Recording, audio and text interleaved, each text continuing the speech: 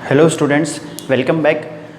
आज अपन अपना चैप्टर जो टॉपिक अपन ने स्टार्ट किया था वो वाला टॉपिक वापस से कंटिन्यू करते हैं, जो कि था कोऑर्डिनेट ज्योमेट्री। ठीक है। और आज अपन जो क्वेश्चन सॉल्व करेंगे वो क्वेश्चंस आपकी कोर्स बुक से रिलेटेड हैं, चाहे वो सीबीएसई बोर्ड की बुक हो चाहे वो राजस्थान बोर्ड की बुक हो। आपकी कोर्स बुक से रिलेटेड कोर्स क्वेश्चंस अपन सॉल्व करते हैं और ये क्वेश्चन जो हैं वो थोड़े से डिफरेंट टाइप के हैं। आज का पहला क्वेश्चन है अपना, देखिए, the coordinates of the midpoint of line joining the points 3p 4 and -2 2q are 5p. Find the value of p and q. सबसे पहले तो अपन इसका डायग्राम देखते हैं कि डायग्राम कैसा बनेगा। डायग्राम में अपने पास a और b कोऑर्डिनेट्स हैं। ठीक है। a के कोऑर्डिनेट्स हैं आपके पास 3p और 4 और b के कोऑर्डिनेट्स हैं आपके पास -2 एंड 2q और अपना मिड पॉइंट जो दे रखा है वो दे रखा है 5 and p. Suppose this is the point, let it be c point which is the mid point of a and b and this point is dividing the line segment in a particular ratio and this is the mid point. Okay, तो mid point का अपने पास formula होता है x is equal to x1 plus x2 by 2 और y के लिए होता है y is equal to y1 plus y2 by 2। ठीक है। x1 और x2 की वैल्यू अपन यहाँ से यहाँ रखेंगे और x की वैल्यू अपन को यहाँ दे रखी है। x की वैल्यू क्या है 5, तो 5। x1 की वैल्यू है अपने पास 3p प्लस x2 की वैल्यू है -2, ये अपन ने यहाँ रखा और नीचे 2। 5 से 2 को क्रॉस मल्टीप्लाई किया तो ये हो गया आपके पास 5 2 ज़ा 10। अब यहाँ पे 3p plus -2, 10 plus 2 equal to 3p, 12 is equal to 3p। 12 को डिवाइड करा 3 से तो अपने पास p की वैल्यू आ गई 4। ओके, यहाँ आपके पास p की वैल्यू आ गई है। अब ये जो p की वैल्यू है वो आप y वाले कोऑर्डिनेट के फॉर्मूले में यूज़ करोगे ताकि आपके पास में q की वैल्यू भी आ जाएगी। y के लिए अपन यूज़ करेंगे तो y की वैल्यू क्या है p इक्वल टू y1 है अपना 4 प्लस y2 है अपना 2q अपॉन में 2। ठीक है। p की वैल्यू कितने हैं अपने पास 4, तो इस वैल्यू को अपन यहाँ यूज़ करते हैं 4 इंटू 2, ये वाला, ये आ गया आपका 4 प्लस 2q, 4 2 ज़ा 8, इस प्लस 4 को यहाँ ट्रांसफ़र किया तो -4 हो गया और ये 2q, 8 माइनस 4 होता है 4, 2q, 4 को 2 से डिवाइड करेंगे तो अपने पास q की वैल्यू आ गई 2। ठीक है। यहाँ आपके पास देखो p फाइनली आ गया 4 और q आ गया आपके पास में 2 और p और q की वैल्यू ही अपन को निकालने के लिए बोला था। एक बार फिर से आप लोगों को समझा देता हूँ, देखिएगा। a and b are the points and ab is the line which is joining by this point and the mid point is c। Mid point उसका c है। मिड पॉइंट का फॉर्मूला होता है x is equal to x1 plus x2 by 2 and y is equal to y1 plus y2 by 2। ठीक है। अपन ने x की value 5 है वो यूज़ करी, क्रॉस मल्टीप्लाई करा और ट्रांसफ़र करके सॉल्व करा तो p की वैल्यू अपने पास आ गई 4। अब इस p की वैल्यू को अपन ने यहाँ यूज़ करा और अपने पास p की जो वैल्यू है यहाँ पे वो अपन ने रखी 4, जो कि पिछले x कोऑर्डिनेट के फॉर्मूले से आई थी और यहाँ से अपन ने सॉल्व करके q की वैल्यू निकाल दी। ओके, तो ये अपना आ गया पूरे क्वेश्चन का solution. Okay, so this is the solution of this question. Okay, so the next question is, now see, next question है अपना, find the ratio where point -3p divides internally the line segment which joins points -5 -4 and -2 3। Also find p। यहाँ आपको p की value find करनी है और internally points, internally ये line जो है वो डिवाइड हो रही है। सपोज ए बी अपना पॉइंट है, a के कोऑर्डिनेट है -5 -4, b के कोऑर्डिनेट है -2 3 और ये पॉइंट है p और इसकी वैल्यू -3p आपको दे रखी है। ठीक है। ये आपका जो पॉइंट है ये डिवाइडिंग पॉइंट है, मतलब कि ये इस पूरी लाइन को किसी रेशो के अंदर डिवाइड कर रहा है। अब रेशो अपन को निकालना है, रेशो अपन को पता है नहीं, तो इसलिए अपन रेशो को ले लेते हैं m1 m2। सबसे पहले अपन रेशो ही फाइंड करेंगे। ठीक है, तो यहाँ ले लेते हैं let the ratio be m1 ratio m2। अपन m1 m2 ही रहने देते हैं। ठीक है। x कोऑर्डिनेट का फॉर्मूला होता है अपने पास x is equal to m1 x2 plus m2 x1 upon m1 plus m2 और y का होता है m1 y2 plus m2 y1 upon m1 plus m2। सबसे पहले अपन x वाला लेते हैं।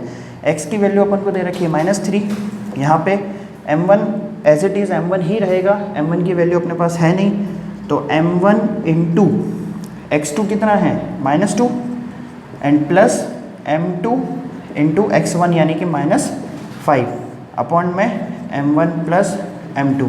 इसको आप 3 से क्रॉस मल्टीप्लाई करोगे तो आपके पास आएगा -3m1 माइनस का 3m2 और यहाँ आएगा माइनस का 2m1 माइनस का 5m2। अब m1 एक तरफ m2 एक तरफ, तो -3m1 माइनस का 2 इधर आएगा तो प्लस का 2m1 हो गया, ये माइनस का 5m2 माइनस का 3 वहाँ जाएगा तो प्लस का 3m2 हो गया। माइनस प्लस माइनस होता है तो माइनस का m1 और यहाँ आया माइनस का 2m2, दोनों तरफ से minus minus cancel, m1 upon m2, ये m2 को नीचे ले लिया और 2 के नीचे आ गया यहाँ से 1, तो अपना रेशो आया m1 ratio m2 equal to 2:1। सबसे पहले अपन को रेशो फाइंड करना था, अपना रेशो आ गया 2:1। अब इस रेशो को अपन इस क्वेश्चन के लिए इस y कोऑर्डिनेट के फॉर्मूले में यूज़ करेंगे। यहाँ पर रेशो लिख देता हूँ 2:1, ये अभी निकाला है, ठीक है। अब y कोऑर्डिनेट के लिए अपन जो फॉर्मूला है वो यूज़ करके p की वैल्यू निकालेंगे। तो y की वैल्यू p दे रखी है, m1 2 है, 2 इंटू y2 है अपना 3 प्लस 1 इंटू 4 अपॉन में 2 प्लस 1, ये आ गया आपका p is equal to 6 plus 4 upon 3, तो p की वैल्यू आ गई 10/3। अंडरस्टूड। यहाँ पर आ गई आपके पास p की वैल्यू 10/3, यहाँ आ गया आपके पास रेशो m1 रेशो m2 की वैल्यू 2:1।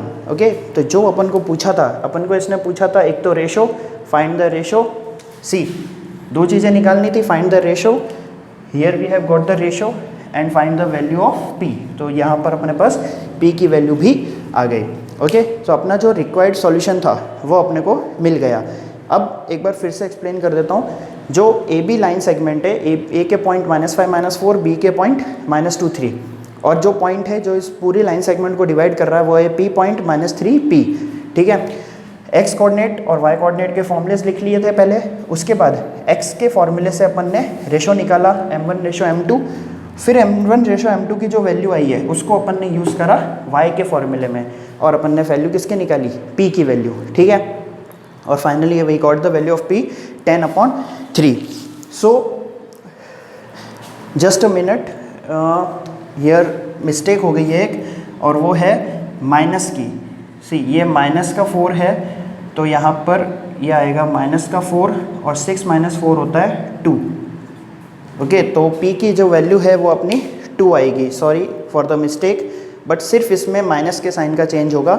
y की जो वैल्यू है, y1 की वैल्यू -4 है, वो दिखा नहीं इसीलिए, तो -4 और 6 - 4 2 होता है, तो 2/3 अपनी वैल्यू आ गई, ठीक है। तो ये अपना पूरा सॉल्यूशन है। Okay, now the next question is, see next question है, find the ratio in which the line 3x + y = 9 divides the line segment which joins the points 1 3 and 2 7। अब ये जो क्वेश्चन है ये थोड़ा सा डिफरेंट है।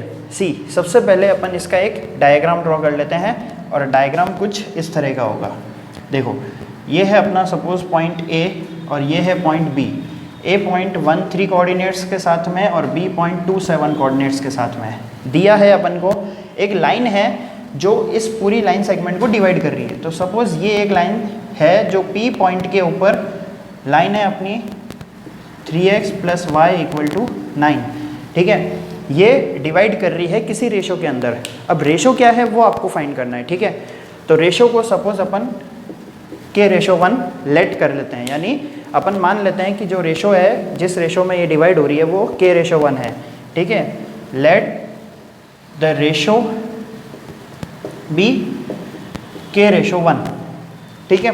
सबसे पहले अब अपन यहाँ पे x = m1 x2 + m2 x1 upon m1 + m2, और y = m1 y2 + m2 y1 upon m1 + m2 वाला फॉर्मूला यूज़ करके x और y की वैल्यू निकालते हैं।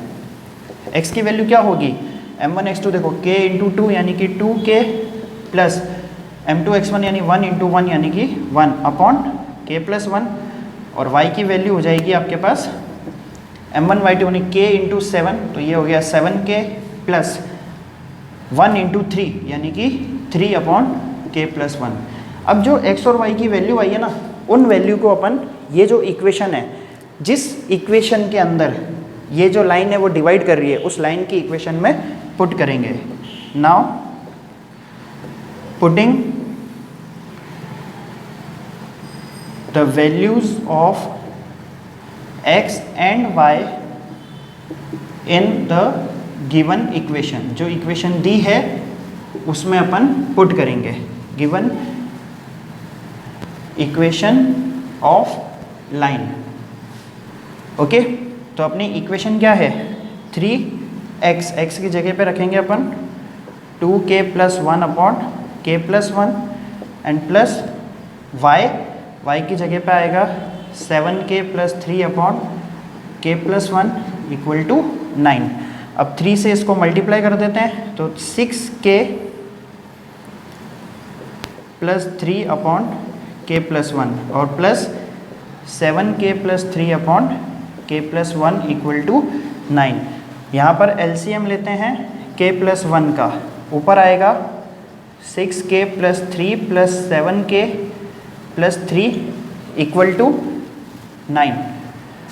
अब इस 9 से k प्लस 1 को क्रॉस मल्टीप्लाई करेंगे, तो यहाँ अपने पास आएगा 6 प्लस 7 हो गया 13k प्लस 3 प्लस 3 हो गया 6, और अब इस k प्लस 1 को 9 से मल्टीप्लाई किया, क्रॉस मल्टीप्लाई, तो 9k plus 9, 13k minus 9k और 9 माइनस 6 को वहाँ ले लिया माइनस हो गया, 9k को यहाँ ले लिया तो माइनस हो गया, 13 माइनस 9 4k और 9 माइनस 6 हो गया 3, तो k की वैल्यू आई आपके पास में 3 अपॉन 4।